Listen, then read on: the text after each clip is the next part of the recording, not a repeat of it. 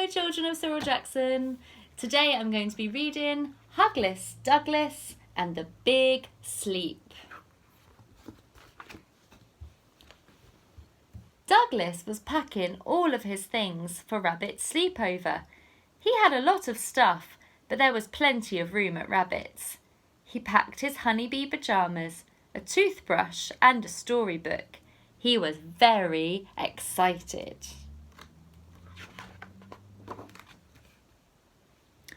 I hope Rabbit reads a bedtime story, thought Douglas, as he set off into the woods. His bag was very heavy with all his things. First he got stuck, and then he got lost. He climbed up the nearest tree to see where he was.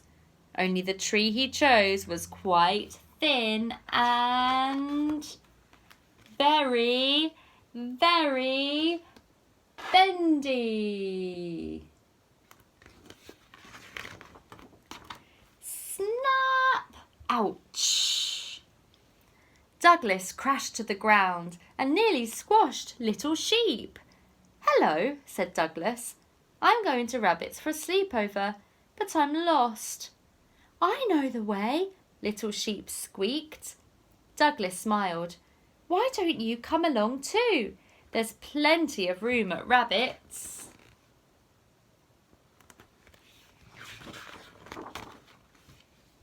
Douglas scrambled out of the bush and brushed himself down. Funny, he thought, my bag feels even heavier now.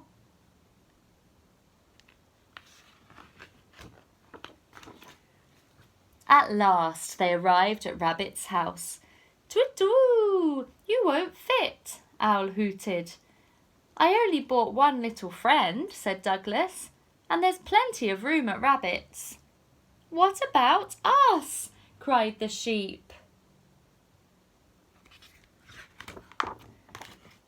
Rabbit was very happy to see everyone. I love having sheep over for sleepovers, she laughed, and she waved them all into her house, one by one. Your front door does look small, bared Little Sheep. Nonsense, said Rabbit. There's plenty of room. Poor Douglas. They pushed and they pulled. I don't think this is working, Douglas said. Wait a minute, cried Rabbit, snapping her fingers. I'll dig a bigger hole.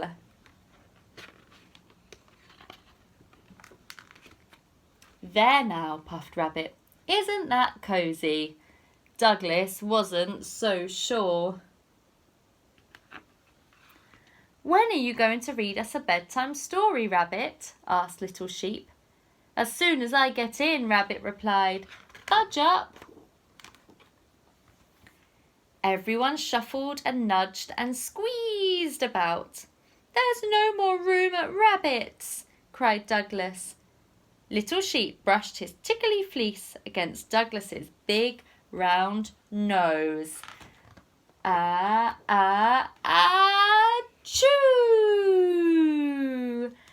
Out popped the sheep. 1, 2, 3, 4, 5, 6, 7, 8, 9, 10. Ba-doing, ba-doing, ba-doing. There were sheep all over the place. Douglas gathered them together and looked around.